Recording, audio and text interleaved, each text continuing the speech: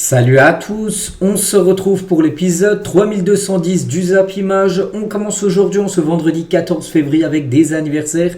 Et on commence tout d'abord avec l'arrière gauche du Paris Saint-Germain, Lucas Hernandez. Il fête aujourd'hui ses 29 ans. Bon anniversaire à lui, à noter qu'il y avait pas mal d'anniversaires de joueurs du PSG ces derniers jours. Hernandez aujourd'hui, hier c'était Vitinha et avant-hier c'était Kvaratskhelia.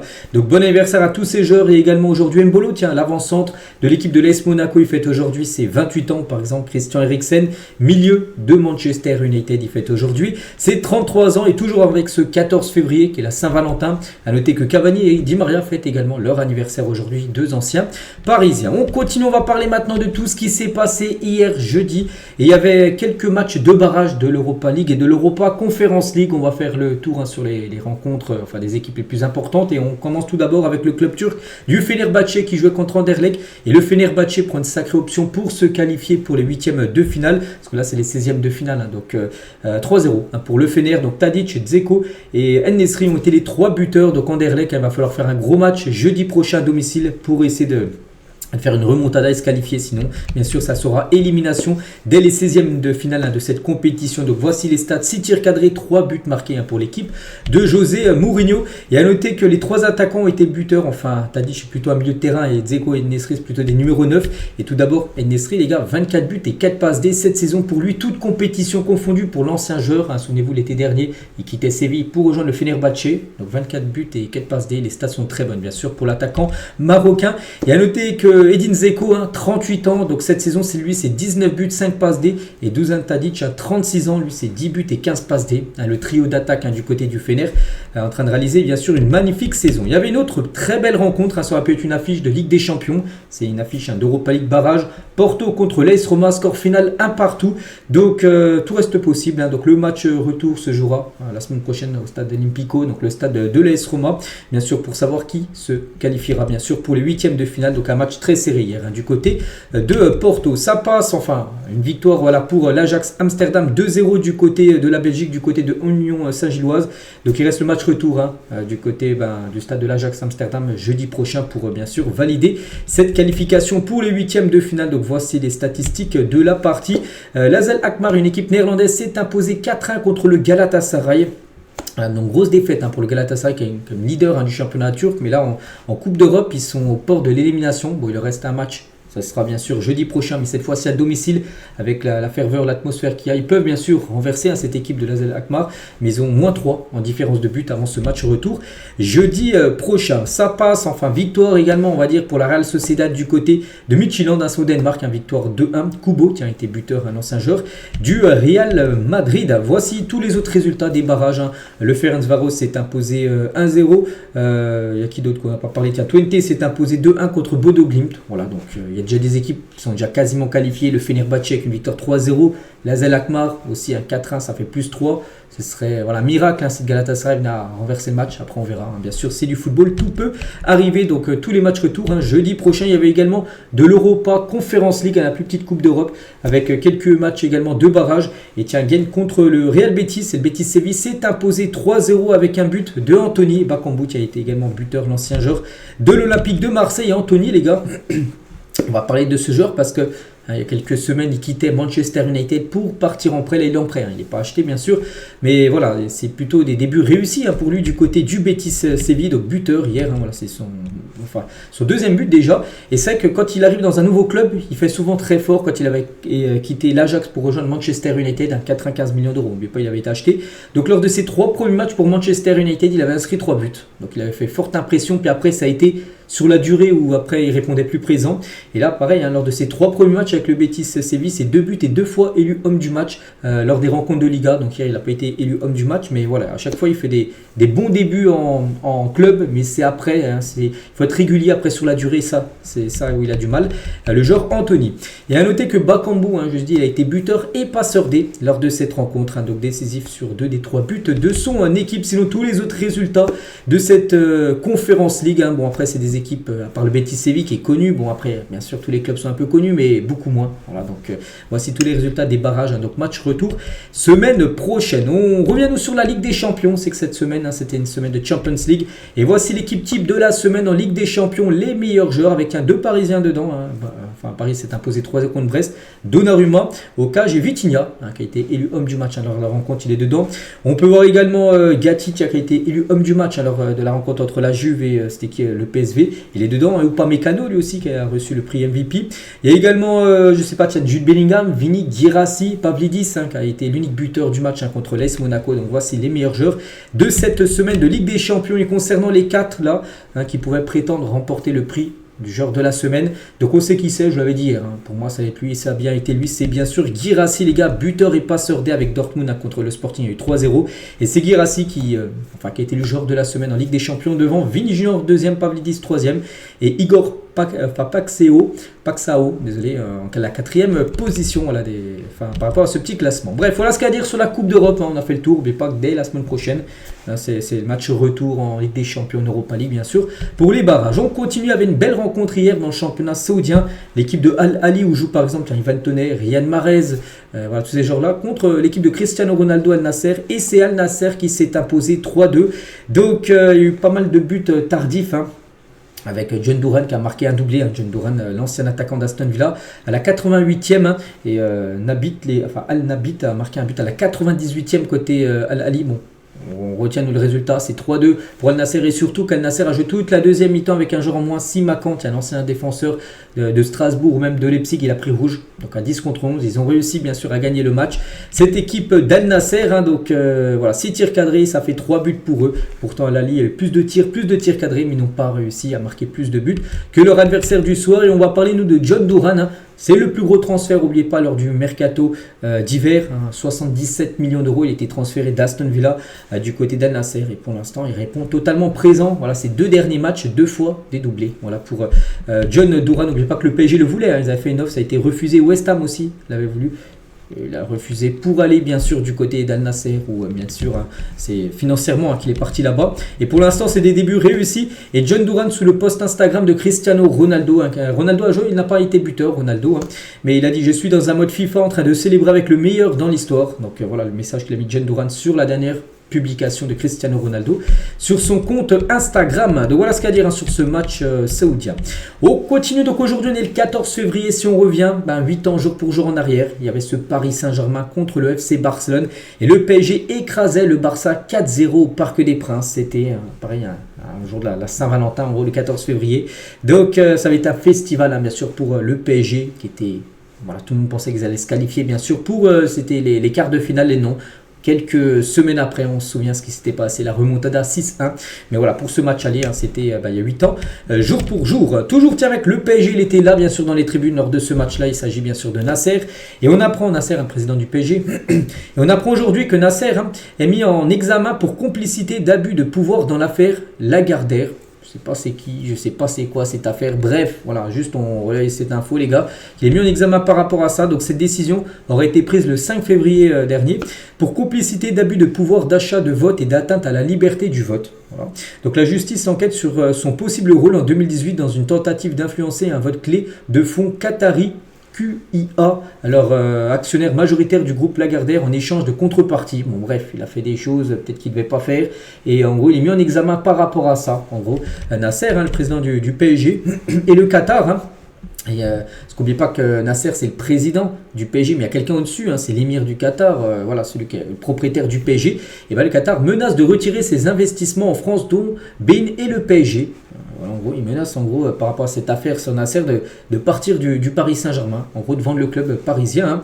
Donc les Qataris en ont assez de tous ces abus, fausses poursuites judiciaires, chantage, blâme pour l'incompétence totale des autres. Tous les problèmes en France sont de leur faute, déclare une source proche du gouvernement qatari. Voilà, bon après... Je n'ai pas dit qu'ils allaient partir, mais ils menacent en gros de retirer leur investissement, dont Bein, où ils ont investi beaucoup d'argent, bien sûr, dans la chaîne de Bein Sport et aussi, bien sûr, dans le club du Paris Saint-Germain. On continue avec toute autre chose, on va parler de la une aujourd'hui du journal L'équipe et on peut voir qui fait la une, Didier Deschamps, sélectionneur de l'équipe de France pendant encore au moins 1 an et quelques mois jusqu'à la prochaine Coupe du Monde. Donc Deschamps, Zizou est un très bon candidat naturel, donc voilà déjà en gros titre. Donc pour la première fois depuis l'annonce de son départ après la Coupe du Monde 2026, le sélectionneur se confie, il évoque sa succession, son avenir et confirme le retour en bleu du capitaine Kylian Mbappé. Tiens, on va revenir sur 4-5 déclarations de Deschamps. Tout d'abord sur son futur, qu'est-ce qu'il va faire après l'équipe de France où il arrêtera après la future Coupe du Monde. Sincèrement, je sais qu'il ne faut jamais dire jamais, mais je ne me vois pas être sélectionneur d'une autre équipe nationale. Et non, je n'ai pas d'ambition politique. Voilà, donc il ne se voit pas prendre par exemple une autre sélection, l'Italie, le Brésil. Il voit peut-être prendre un club, mais pas une sélection. Après, il a dit il ne faut jamais dire jamais. Voilà. Donc il ne ferme pas non plus la porte entièrement. Il ne ferme pas non plus la porte au PSG dans le futur. Si le PSG un jour, on a marre de Luis Enrique, changement de coach, et si Deschamps est libre, et ben peut-être lui sera intéressé. Il a dit entraîner le PSG, je ne ferme pas la porte. Donc c'est-à-dire en gros oui qu'il serait ouvert bien sûr à avoir la possibilité un jour d'entraîner le Paris Saint-Germain. Mais je n'ai rien en tête pour le moment. Selon les propositions, je choisirai, je ne m'interdis rien du tout. Voilà, donc il peut entraîner n'importe quelle équipe. Même s'il avait entraîné l'OM, il pourrait entraîner bien sûr le PSG dans le futur. Des chances sur son successeur, bien sûr. Donc Zizou est un très bon candidat naturel et j'ajouterai attendu. Après, je ne sais pas s'il en aura envie. Bon, je pense que Zidane, il attend que ça, bien sûr. Même si Zidane, on sait, il est très discret dans les interviews. Il en fait très peu, Zidane. On sait qu'au fond de lui, les gars, il a envie de prendre cette équipe de France. Et normalement, ça devrait le faire, bien sûr. Après la future Coupe du Monde l'année prochaine, et Deschamps confirme que Mbappé sera bien là au rassemblement du mois de mars. N'oubliez pas qu'Mbappé, fin d'année, au rassemblement de novembre, octobre, septembre, c'était toujours compliqué. Il ne voulait pas venir, tout ça. Donc, il sera bien là. Tiens, dans un mois, les gars, il y a 2 matchs. France-Croatie, match aller, match retour de Ligue des Nations, quart de finale. Il devrait être là, Kylian. Évidemment qu'il sera là. Pourquoi ne serait-il pas là? S'il ne l'était pas, c'était pour des raisons bien précises. Mais il sera là s'il ne lui arrive rien d'ici là. Bien sûr, s'il n'est pas blessé. Il est très attaché à l'équipe de France. Donc voilà, Mbappé sera bien présent, bien sûr, pour la prochaine trêve. Comme j'ai dit, qui aura lieu, tiens, à peu près dans un mois. Là, ça sera mi-mars, on est mi-février. À peu près un mois. Et toujours, tiens, avec Kylian Mbappé. Donc là, rien à voir avec Didier Deschamps. Mais Lorenzo, les gars, le garçon français dont le dernier vœu a été exaucé. Mbappé est malheureusement décédé la nuit dernière. Donc il y a 3 semaines, Kylian Mbappé a mis son avion privé, donc son jet privé, à la disposition de Lorenzo et de sa famille. Et il a amené voir un match du Real Madrid au Bernabéu afin qu'il puisse le rencontrer ainsi que le reste des joueurs. Voilà. Parce que lui, c'est un grand fan de Kylian Mbappé. On a appris hier. Voilà, quand en gros, ce jeune fan de Kylian Mbappé, Lorenzo, est décédé. Donc Mbappé, les gars, il a mis un long message, bien sûr, de soutien à la famille par rapport à cette tragédie. Donc le jeune et courageux Lorenzo nous a quittés déçu d'un cancer. Il avait récemment réalisé son rêve en rencontrant Kylian Mbappé. C'était son rêve. Mbappé, comme j'ai dit, il y a 3 semaines. Toute sa famille est venue à Lorenzo. C'est Mbappé qui a envoyé le jet voilà, pour qu'ils viennent tous à Madrid. Donc, une immense pensée pour lui et son entourage. Il a mis ce long message, bien sûr. Kylian Mbappé, le Real Madrid rend hommage également à son tour à Lorenzo. Le Real Madrid, son président et son conseil d'administration souhaitent exprimer leurs condoléances à la famille, aux amis et aux proches de Lorenzo qui a récemment réalisé l'un de ses rêves au Bernabéu, rencontrer Kylian Mbappé et les joueurs du Real Madrid. Nous nous souviendrons toujours du jeune Lorenzo avec beaucoup d'affection et son visage restera dans nos cœurs. Repose en paix. Voilà le communiqué officiel de la part du Real Madrid. Toujours du côté de Madrid, les gars, on va parler de Carlo Ancelotti, est devenu l'entraîneur avec le plus de matchs disputés en Coupe d'Europe avec le Real Madrid. Lors du match contre l'équipe de Manchester City, c'était mardi soir, et c'était son 72e match en Coupe d'Europe, bon, surtout en Ligue des Champions. Sinon les autres Coupes d'Europe, c'est peut-être la Super Coupe d'Europe, voilà, parce que sinon l'Europa League, le Real n'est jamais dans cette compète. Bon bref, 72 matchs pour Ancelotti, c'est bien évidemment un record. Dans leur édition de ce jeudi, donc hier, les principaux quotidiens italiens sportifs et généralistes se sont montrés très critiques envers Mike Maignan, le gardien français, à la suite de sa bourde qui a sanctionné la défaite de l'AC Milan. Milan a perdu 1-0 contre le Feyenoord. Et c'est vrai que Mike Maignan, sur le but, j'ai pas vu le match, mais j'ai vu le but, il doit faire beaucoup mieux. En gros, c'est un peu une boulette de sa part, et bien sûr, il a été beaucoup critiqué par rapport à ça, parce que du coup, ça fait défaite de l'AC Milan. Bon, après, il reste un match retour, ça sera la semaine prochaine pour essayer de renverser la vapeur pour Milan, pour se qualifier pour les 8e. Toujours en Italie, Oumar Solette est ciblé par l'équipe de Naples.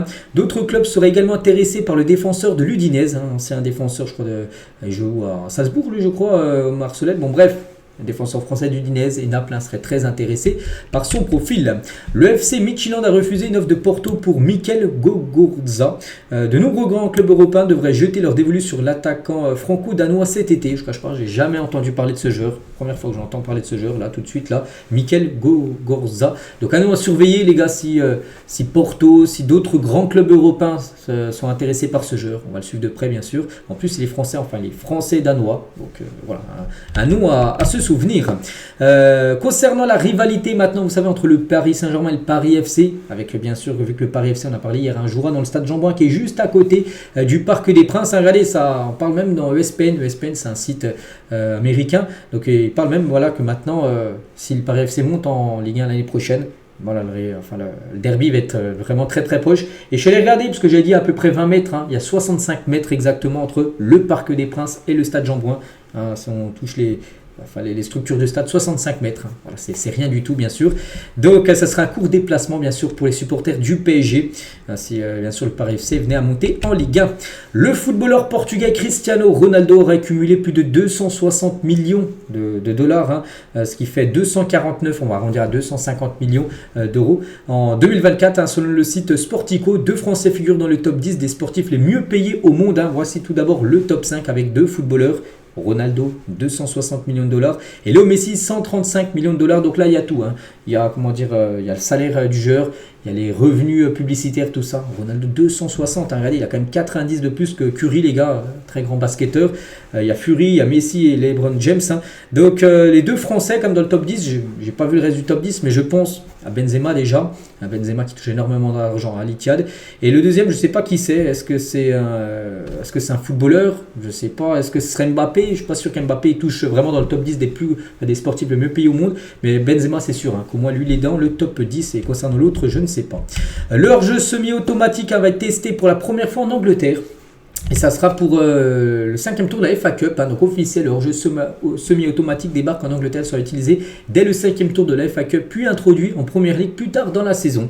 Voilà, par rapport à ça, le hors-jeu semi-automatique avait été utilisé. Je me souviens de la dernière fois, c'était la Super Coupe d'Espagne. Voilà, c'est pour aider encore plus, bien évidemment, les arbitres assistants. Tiens, en parlant déjà du hors-jeu, il y a une équipe qui est roi de mettre les équipes adverses hors-jeu. C'est bien le Barça, les gars. En 36 matchs cette saison, regardez-moi cette stat folle. Hein, le Barça a provoqué 201 hors-jeu des équipes en face. Hein, jusqu'à présent, hein, Tottenham était la plus proche à suivre. Hein, mais Tottenham, c'est 100 hors-jeu de moins pour Tottenham, enfin qu'ils ont fait pour les autres équipes. Le Barça, ils ont mis 201 fois hors jeu les autres équipes. C'est fou, hein. 201 fois. Après, on passe à 101 pour. Après, c'est serré, hein, 101, 100, 96, 95. Et là, il y en a 100 de plus entre le deuxième et le premier. Le Barça, parce que le Barça, avec Hansi Flick, joue une ligne très très haute et prend beaucoup de risques à chaque fois. Par exemple, le match, vous avez gagné 4-0 contre le Real Madrid. Souvenez-vous, là, en octobre dernier, je crois que le Real avait été 12 fois hors jeu, dont 9 fois par Kylian Mbappé, hein, qui a vécu un match catastrophique. Et voilà, ça se ressent 201 fois. Hein. C'est totalement fou. Toujours, tiens, du côté du FC Barcelone, quelqu'un qui gère très bien le hors-jeu, c'est Poku Barsi. Hein, parce qu'il est défenseur et il sait qu'il doit monter haut pour mettre les autres hors-jeu. Mais officiel, hein, tiens, c'était hier. En plus, j'en ai un peu parlé. J'ai dit qu'hier jeudi, normalement, ça allait être officiel. Bon, ça a été, les gars. Le crack Cubarsi prolonge jusqu'en 2029 du côté du FC Barcelone avec une augmentation de salaire et aussi une augmentation de sa clause libératoire. Donc, bonne nouvelle pour le joueur, pour le Barça, pour tout le monde. Hein, parce que bien sûr, c'est un joueur pour le présent, mais surtout aussi pour le futur. Et celle du côté du Barça. Et le Barça, là, depuis quelques semaines, ils sont en mode période de prolongation de contrat. C'est vrai qu'ils ont fait Araujo, hein, c'était il y a peut-être une dizaine de jours. Ils ont fait Pedri également la semaine dernière, Gavi, la Cubarsi, il y a eu Fermin Lopez, il y a eu Casado. Donc voilà, en gros, tous les jeunes talents, on va dire, hein, parce que là, c'est que des joueurs. Je ne sais pas c'est qui le plus vieux, peut-être Araujo, les gars, peut-être que 25 ans, mais sinon les autres, ils ont 22, 21, il y en a même qui ont en dessous de 20 ans. Et en gros, c'est vraiment pour le futur. Hein. La prochaine, bien sûr. La prochaine option, hein, ça sera de prolonger Lamine Yamal, bien sûr, encore avec un long contrat jusqu'à la fin peut-être de 2030, on verra. Donc voilà, tout le monde prolonge du côté du Barça. Et tiens, toujours au FC Barcelone, hein, Neymar, ancien joueur, et on apprend aujourd'hui que le rêve de Neymar est de retrouver la forme actuellement à Santos, faire 5 mois plein à Santos et revenir en Europe, mais plus particulièrement du côté du FC Barcelone. C'est son rêve à Neymar, les gars, de retourner du côté du Barça. On va refaire une année au Barça, une année avant la Coupe du Monde 2026. Il aura pour objectif bien sûr de disputer. Les intentions de Barcelone restent inconnues en revanche, on ne sait pas. Donc lui il aimerait retourner au Barça, ça c'est un rêve de Neymar. Mais après, est-ce que le Barça aimerait le retour de Neymar? Après, le Barça bien sûr pourrait dire oui, mais il faudrait déjà que Neymar demande un salaire totalement différent de ce qu'il touche actuellement. Bon, peut-être pas à Santos, mais par rapport à Lille, où il touche énormément d'argent. Donc après, si le Barça se retrouve financièrement, pourquoi pas. Après, est-ce qu'il apportera au Barça quand on voit Rafinha, qui est pour moi bien meilleur que Neymar, Lamine Yamal aussi, tous ces jours-là, après ce serait plutôt un remplaçant. Il faudrait qu'il accepte aussi ce statut de remplaçant Neymar. Mais voilà, son rêve, lui, c'est de retourner du côté du FC Barcelone. Et toujours, tiens, avec le Barça et l'Atlético Madrid, ces deux clubs vont s'affronter en un peu plus d'un mois, on va dire en 35 jours à peu près. Ils vont s'affronter 3 fois, une fois en Liga et 2 fois en Coupe du Roi, vu que les deux équipes s'affronteront bien sûr. Donc tout d'abord, ce sera le match à Barcelone, puis après 2 fois du côté du Wanda Metropolitano. Anthony Lopez sur la fin de son aventure avec Lyon. À Lyon, je n'étais plus rien du tout, j'avais l'impression de me sentir inutile. J'imaginais une autre sortie sincèrement. Je ne pensais pas partir après 25 ans du club comme ça, du jour au lendemain. Il a été viré. Déjà, il y a un gardien qui est arrivé, Lucas Perry, qui a pris sa place. Puis après, tu voyais qu'il jouait plus. Puis il est parti comme ça du jour au lendemain au FC Nantes. C'est vrai quand même qu'il est passé plus de 25 ans au club. C'est fou, les gars, il est arrivé très tôt. Donc d'être parti comme ça, il a très mal pris quand même Anthony Lopez. On peut bien sûr le comprendre. Officiel, Florian Wirtz a été élu joueur du mois de janvier en Bundesliga. C'est pas trop une surprise, c'est pas la première fois qu'il remporte ce prix-là. Et Wirtz, je le dis les gars, depuis plusieurs semaines, pour moi c'est ces derniers mois. Du côté de Leverkusen, il partira. Il y a des clubs, il y a le Bayern, Munich qui aimerait l'avoir. Mais je vois bien partir à l'étranger, soit le Real, soit City, je pense qu'il partira. Wirtz, donc voilà, c'est un magnifique talent bien sûr. Et c'est un joueur, s'il venait à partir l'été prochain, ça dépassera facilement les 120-130 millions d'euros. Alejandro Garnacho a reçu son prix Puskás. Donc quel geste il avait mis? Souvenez-vous, il avait remporté ce prix par rapport à un retour acrobatique qu'il y avait eu lors d'un match entre Manchester United et Everton. Il a marqué un sublime but, il a remporté le prix Puskás lors de la dernière cérémonie du Ballon d'Or. Il a enfin reçu son prix. Voilà, donc même si la cérémonie avait lieu il y a quelques temps, il a reçu là il y a quelques jours son trophée.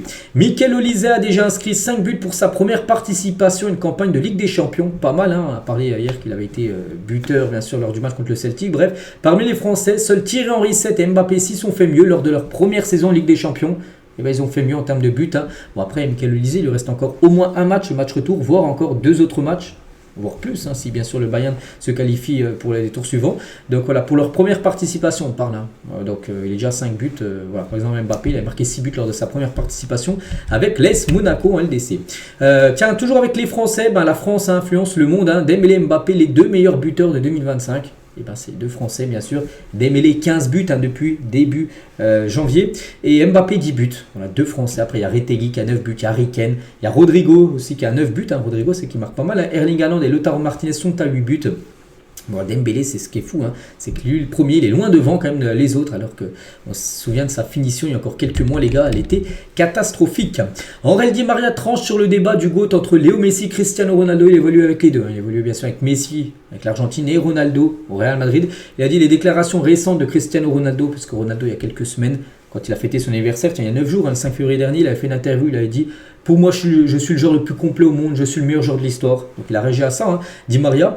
Il a dit donc les déclarations récentes de CR7 ne me surprennent pas, il a toujours essayé d'être le meilleur, mais il est tombé dans la mauvaise génération car il y a une autre personne, donc Messi, qui est touché par la grâce et qui est au-dessus de lui. Entre avoir 8 ballons d'or et en avoir 5, il y a une grande différence, bien sûr. L'un était champion du monde, l'autre non. L'un remporté à 2 reprises la Copa América et l'autre a seulement 1 euro. C'est aussi une grande différence. Après, à noter, les gars, que les Copa América, déjà, l'euro, ça joue tous les 4 ans. Les Copa América, des fois, en 2015, tout ça, des fois, il y en a une tous les ans. Donc, déjà, tu as plus de chances de la remporter, bien sûr.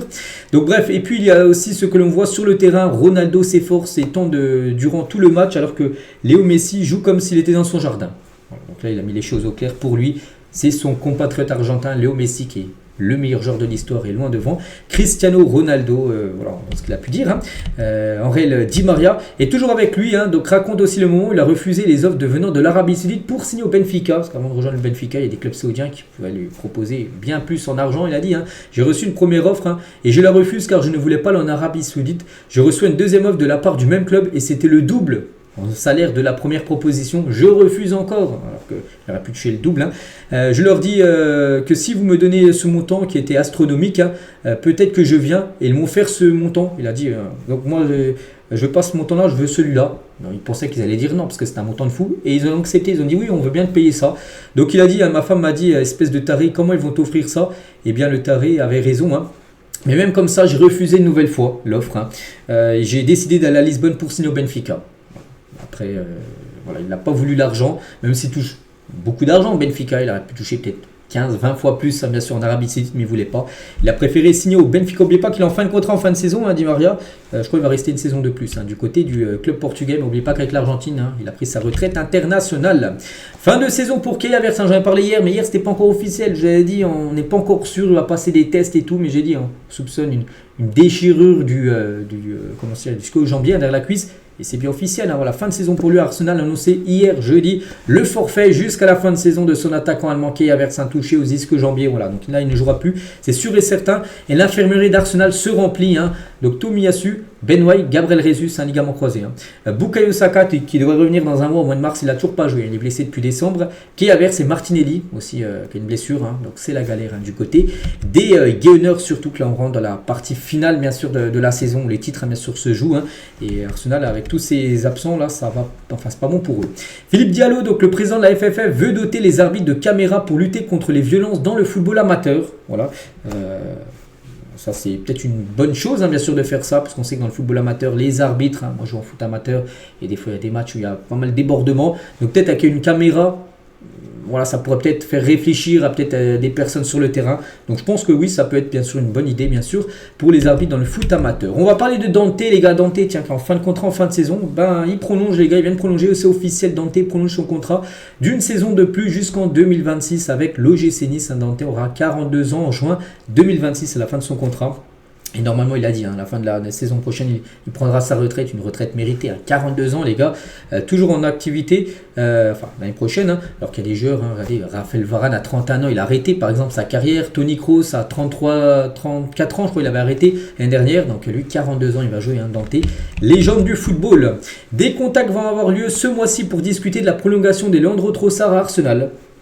Il devrait, il y a des contacts et si tout est ok, il va prolonger son contrat. Concernant Wissam Ben Yedder, il y a pas mal de rumeurs ces derniers jours, dernières semaines, par rapport à une arrivée du côté de Venise. Et du coup, fin du feuilleton, Ben Yedder ne signera finalement pas à Venise. Il n'y a pas eu trouvé d'entente entre le club de Venise et Ben Yedder. Voilà, je ne sais pas où ça a échoué, peut-être dans le niveau salaire. Bon, après, ils ne pouvaient pas toucher un salaire de fou. Venise, les gars, ils n'ont pas des...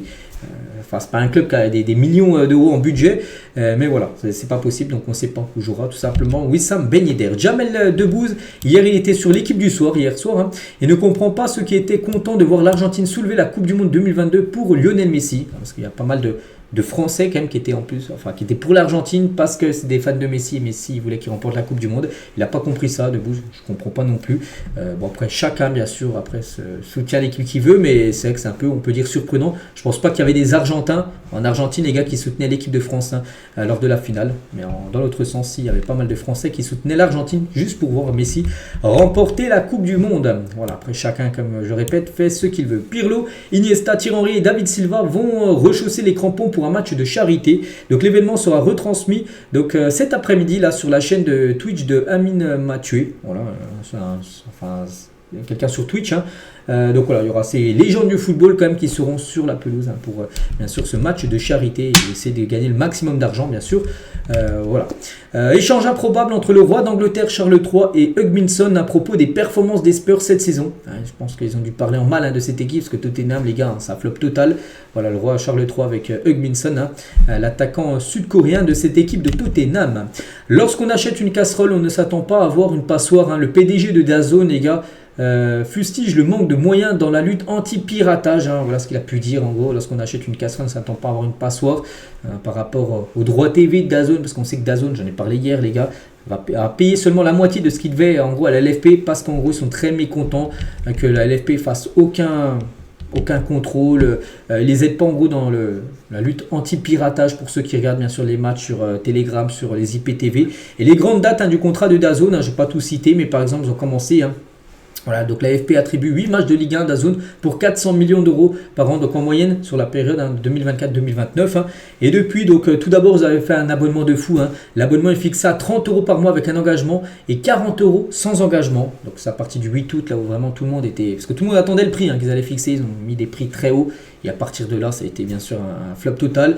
Après, les gars, ils ont fait des offres. L'offre passe à 15 € avec un engagement d'un an. Vraiment, ils ont réduit énormément pour essayer d'attirer des abonnés. Parce qu'au début, c'était trop cher. Et même après ça, les gars, tout le monde boycottait en gros DAZN. Et voilà, en gros, c'est pour ça que là, ça va droit dans le mur, bien sûr, avec ce diffuseur. On ne sait pas si ce sera eux qui vont continuer à diffuser la Ligue 1 là, dans le futur. Et la ministre des Sports s'inquiète de la crise des droits TV. Donc, elle a échangé avec Vincent Labrune et Philippe Diallo. Et la suite suit la situation avec vigilance. Il est nécessaire que les acteurs reprennent le dialogue. Voilà, pour reparler, parce que là, ça va pas. Je pense que ça va s'arrêter avec DAZN, puis ça repassera peut-être avec Bein ou peut-être Canal, les gars. Si Canal un jour veut reprendre la Ligue 1, ce serait le mieux qui pourrait arriver. Jonathan a décidé de rejoindre rejoindre le FC Barcelone. Donc le défenseur libre en juin prochain, le 30 juin prochain, a rejeté une proposition du Bayern Munich et devrait être la première recrue du Barça à partir du 1er juillet prochain. On va parler aussi de Jean-Philippe Mateta, très bon attaquant français de l'équipe de Crystal Palace. Et bien il intéresse de nombreux clubs comme Lyon, Marseille, deux clubs français, aussi Chelsea, Newcastle, Leverkusen, l'Atlético. Donc Crystal Palace demande au moins 35 millions d'euros pour le lâcher l'été prochain. C'est qu'il y a des chances qu'il quitte l'équipe anglaise de Palace. Mohamed Amoura pourrait quitter lui Wolfsburg cet été contre 40 millions d'euros. Il intéresse Arsenal, Francfort et Liverpool. Voilà, lui aussi, je pense qu'il peut viser plus grand que Wolfsburg, même c'est pas pour dénigrer Wolfsburg, mais voilà, entre Wolfsburg et Arsenal, Liverpool, il n'y a pas photo et je pense qu'il peut jouer dans un top club européen, bien sûr, le joueur algérien. Concernant Vini Junior, donc l'Arabie Saoudite insiste pour faire signer Vini Junior. Donc les Saoudiens souhaitent le convaincre en lui offrant 200 millions d'euros par an en salaire. Ce serait quasiment du 10 fois plus qu'il touche du côté du Real. Après, est-ce que le joueur a déjà envie de signer en Arabie Saoudite? Ça, c'est pas sûr. Upamecano, lui, pourrait prolonger son contrat au Bayern. Le défenseur français, le Bayern, discute en vue de trouver un accord pour prolonger, bien sûr, le contrat du défenseur français. La Fiorentina, ils ont refusé l'arrivée de Paul Pogba. La Viola avait des doutes sur son état de forme physique malgré plusieurs réunions. Il y a eu des réunions entre le clan Pogba et la Fiorentina pour un contrat à la cour. Ça aurait été jusqu'à la fin de saison. Et du coup, ça s'est pas fait. Ça s'est pas fait parce qu'ils avaient des doutes sur son état physique. N'oubliez pas que dans un mois, même pas un mois, au mois de mars, il pourra rejouer. Voilà, Paul Pogba. Neymar et Memphis Depay, j'avais dit avant-hier, ils ont joué l'un contre l'autre. C'est l'équipe de Depay, les Corinthians, qui se sont imposés 2-1 contre Santos, de Neymar. Et à noter qu'à la fin du match, ils se sont échangés les maillots, les deux, et aussi leur paire de crampons. Les deux qui se connaissent depuis pas mal d'années, s'affrontent avant souvent lors des PSG Olympique Lyonnais. Et on finit aujourd'hui, les gars, avec cette question. Parmi ces trois joueurs, choisissez un titulaire, un remplaçant, un mis en vente. Konaté, Upamecano, Saliba. Donc voilà, je vais faire pour moi mon choix. Donc à titulaire directement, je mets pour moi Saliba. Moi, c'est le meilleur des trois en défenseur français. Un remplaçant, je mettrais Konaté. Quelqu'un qu'il faudrait vendre, je mettrais Upamecano. Voilà, je mettrais ce choix-là par rapport aux trois là. Donc voilà les gars, ce qu'il y a à dire. J'espère que ça vous a plu. On se retrouve demain, bien sûr, demain samedi, désolé. Pour le prochain numéro, je vous souhaite une très bonne journée et à demain.